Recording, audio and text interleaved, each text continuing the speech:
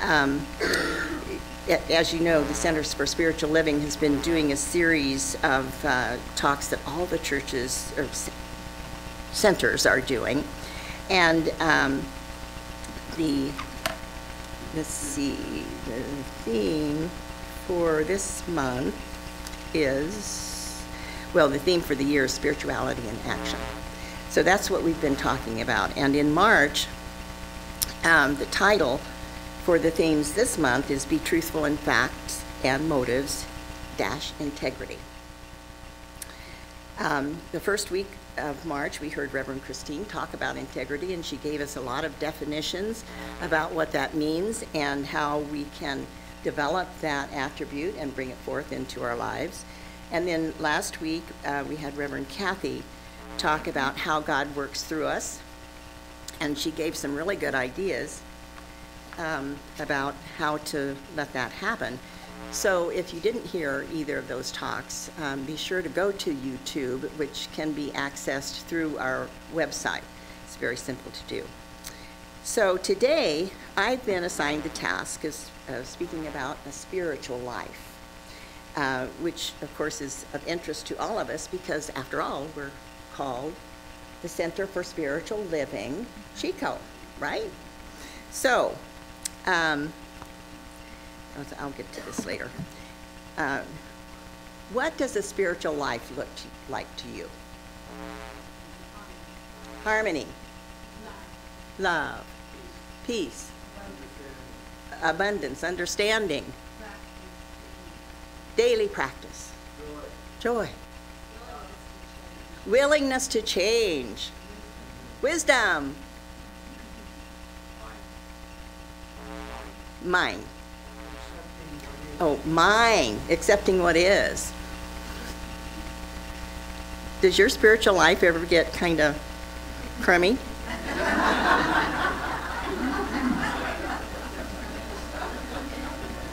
Or is it just me?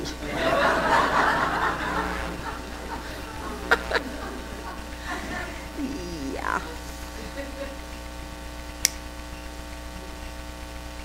Thank you. There's one of us beside me. Okay, this is the truth.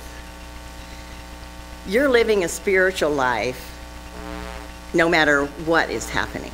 The good, the bad, the ugly, the indifferent. Doesn't matter what's happening. It's still a spiritual life. We're spiritual beings. We can't get out of this life, much as we try. So even if your halo gets crooked once in a while, it's okay. Because there's always the opportunity to better the spiritual life that we're living. We have that opportunity. It's called the potentiality of spirit. It's that ability to tune into exactly what our young man was talking about this morning. The reciprocal nature of spirit. There is that within us that is an intelligent power. It's a universal spirit. It's a power for good. And it is always working for us by working through us according to our belief. So as we live our spiritual life, and we kind of think it's messy from time to time, we have that opportunity to simply stay in the presence of spirit and work with what we need to work with, to discipline ourselves, all those things that you talked about. Yes, it's daily spiritual practice. Did you ever fall down on your daily spiritual practice? Yeah, we do, don't we? Halo's tipped. Well, we can get it back on track simply by sitting down and starting again. You pick yourself up, you start all over again, and then your spiritual life revs up. It's not that it went anywhere. It just gets better, doesn't it?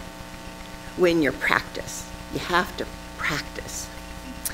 Now, I'm in Reverend Christine's class. What's the name of the book? Essential Earnest. I knew that. It was coming. This is why I don't talk very often, because I have these senior moments. And John talked about letting go of hate this morning in his meditation, and that's I don't hate anything except these little memory lapses. So I guess I need to let go of that, right? And just let it be okay that I have those. Does anybody else have them? Yeah. That's all right. Just a little tipped. But what we're doing in the Essential Earnest is included in this massive knowledge that we have to study, and I'm really learning a lot. It's an excellent book. If you haven't read it, it's really good. We're learning the Declaration of Principles. And so the fourth one is the one that I want to share with you today, which is, we believe in the incarnation of the Spirit in us, and that all of us are incarnations of the one Spirit. I'm going to read it again. We believe in the incarnation of the Spirit in us, and that all of us are incarnations of the one Spirit. Do you get tired of hearing that? No? That's what we are. We can't get out of this thing called spirit. It's in us. We are in it. There's no place for us to go without it because we're in it. So, with that said, that's the only way that we can have a life, is through that incarnation of the Spirit. But it can only be revealed through us according to our belief. That's the rub, isn't it?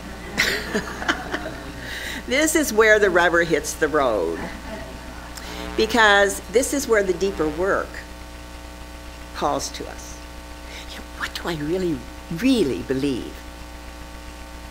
What do I really, really believe about myself as a spiritual being? Me? Spiritual being? Crooked halo? That's what most people say.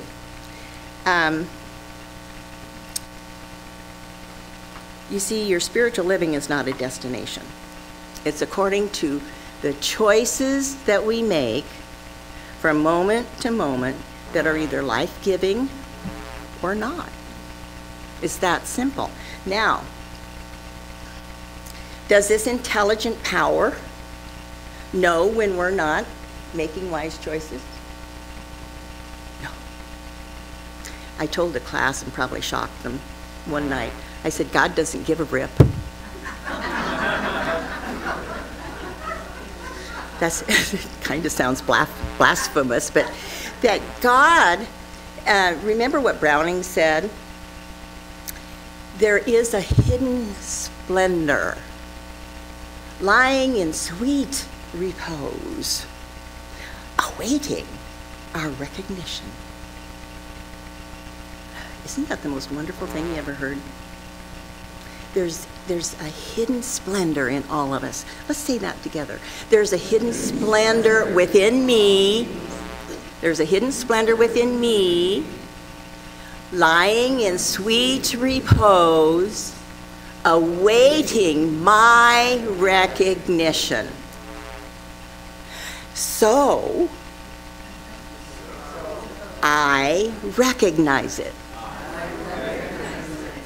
Oh, now touch your heart. And just say this to yourself. I recognize the sweet, sweet hidden splendor within me.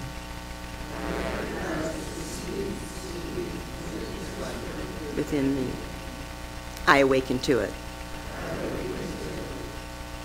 That's so it is.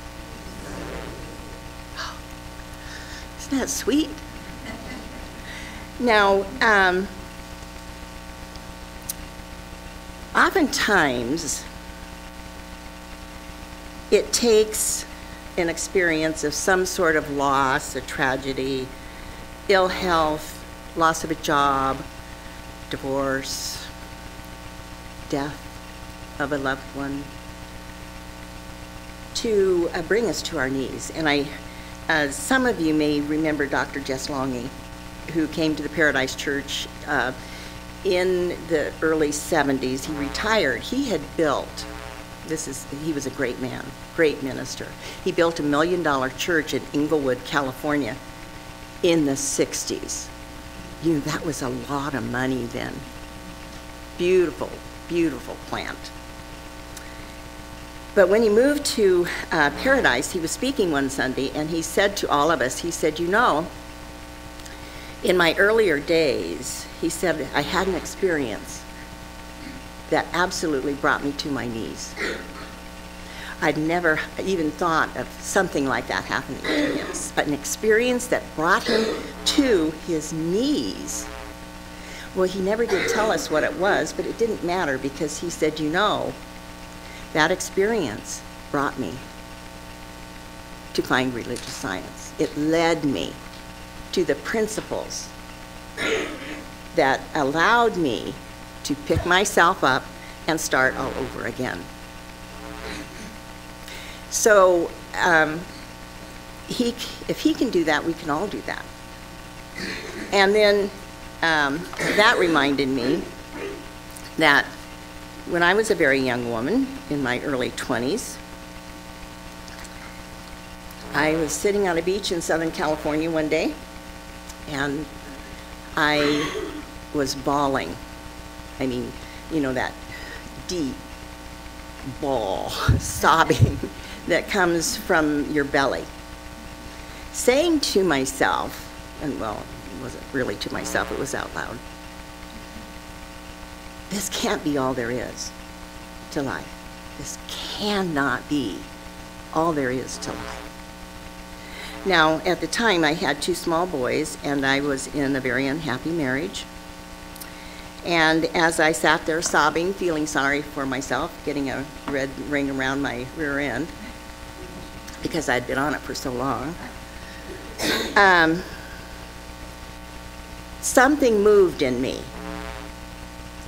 And now that I think I know what it was that hidden splendor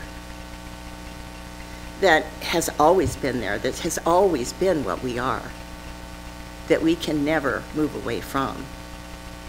But it moved through me and said, you can have something more. There is more to life. Get up off your duff and do something about it. Change your mind. So I did. Now, I didn't know anything about science of mind, but I changed my life. I got a divorce. I got a good job. I took care of my boys. And then I found John McKeown, and I married him. And with my 2 boys and his 2 girls, we had our own child. His, hers, and ours. That's what we were. And we raised them all together. Instead of having 2 boys, all of a sudden I had 5 kids.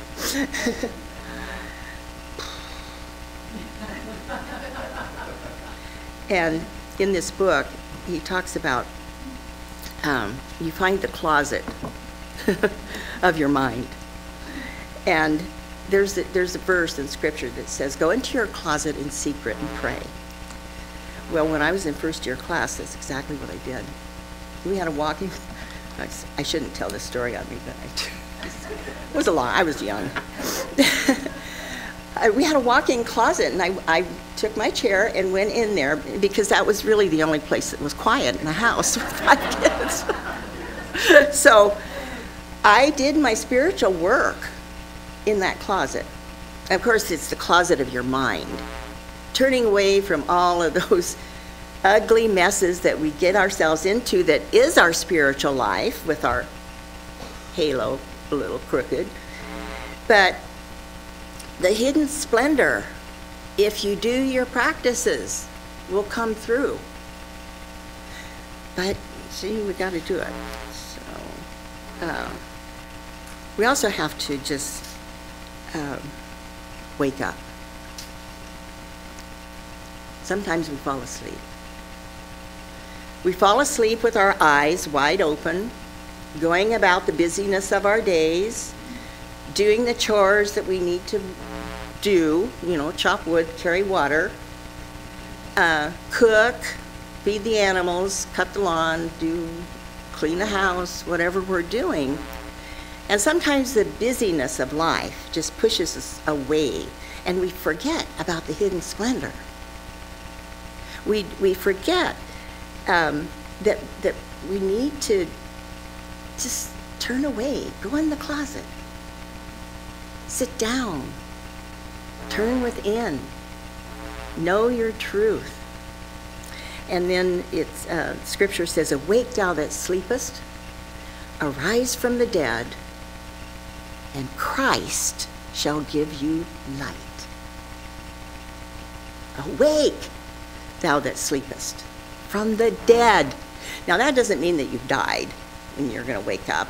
I mean, you're living your life right here, right now. You've been asleep, and you need to be dead to the experiences that keep you asleep. Rise up.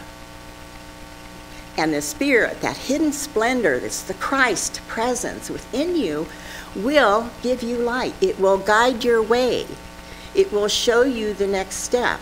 It will do whatever it needs to do by means of you, if you but listen. So, have a little time. I'm going to tell you about my mess. I've been living in our house for the last 25 years. I've had a dishwasher that's 25 years old.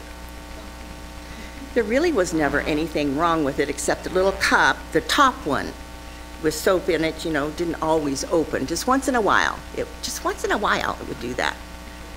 And I'd go, oh, darn. So maybe I should buy a new dishwasher. This is in the last year. Did I buy a new dishwasher? No. Would you? I mean, it was still working.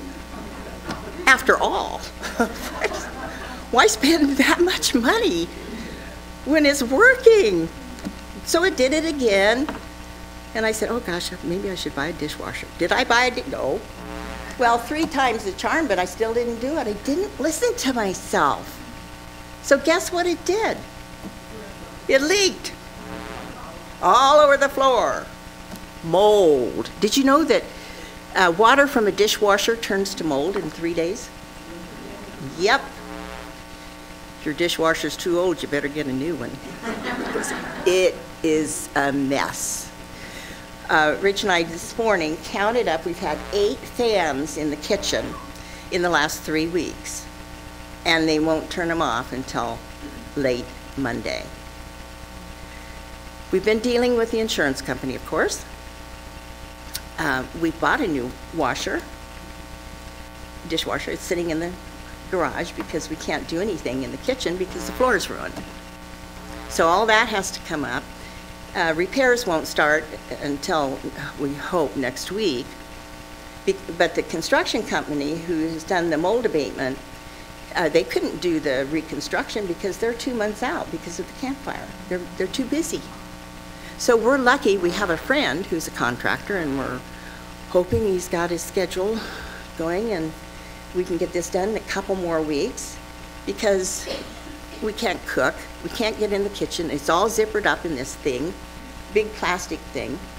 It's just, and the noise, Rich went out and bought those big things so we haven't talked to each other much because he can't hear what I want to say. And so I lift it up and say, Rich! This is my spiritual life. Go figure. And it is. It's my spiritual life. And it's messy. It's difficult. to work with that insurance company. Oh my goodness. I can't even imagine what the campfire people. Mine's just a little kitchen space, but God bless you on your journey. There's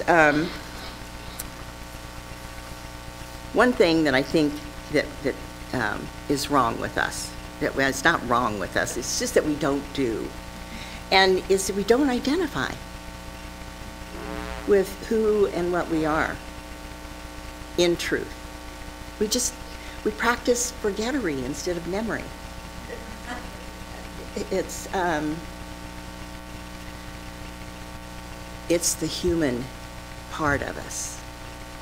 There's a book called We Are Human and Divine. Did you know that? You can't leave out that equation. That's our dual nature. Human and divine. And the human will come into play. Louise Hay says, you will stumble from time to time. You will neglect your practices. You will be out of integrity at times. But it's all part of the walk. One foot in the divine and the other foot in the human experience. And I would say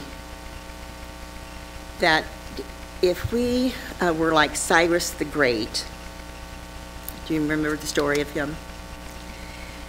When he was a baby, his grandfather, out of jealousy and fear that Cyrus would one day take the Persian throne from him, called a surgeon and charged him to take the baby away and destroy him.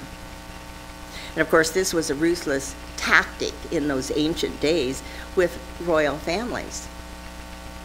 Lots of jealousy. Instead of slaying the baby, though, the servant gave him a childless shepherd living in a distant province. So Cyrus grew up supposing he was a shepherd's son.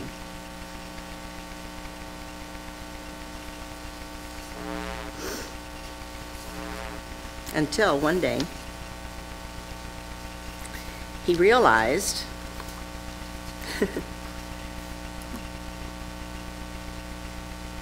that he was a prince of the royal family. He had a new identity. He was heir to the throne of Persia. Can you imagine what that must have been? To wake up one day and know that you are the heir to the throne of Persia. So from the time he learned the truth, there was no minding the sheep for Cyrus. He immediately began to fit himself to rule the kingdom. And eventually he did become king of Persia.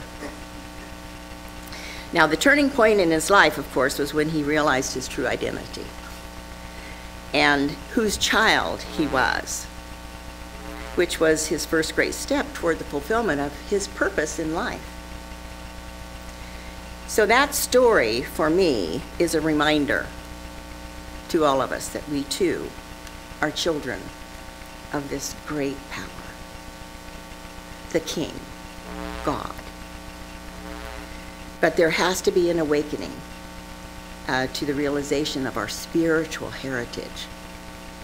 And once we awaken to that spiritual heritage, then what we are, our spiritual living, takes on new life. It moves forward in different ways. Even though we might forget to practice our meditation on a day, or we have a little tiff with someone, or we're out of integrity for a moment. If we really know who we are, the awakening will be quicker. The catching ourselves in the negativity or whatever it is that's running us at the moment. And yeah, we probably think it's ruining us too. But if we will forgive ourselves for being human and just keep calling forth that hidden splendor within, And then we can let what Ernest Holmes tells us on page 185, that I memorized this little paragraph in first year in 1969. And this is what it says. Those of you who know it, say it with me. Perfect God within me, perfect life within me, which is God, come forth into expression through me as that which I am.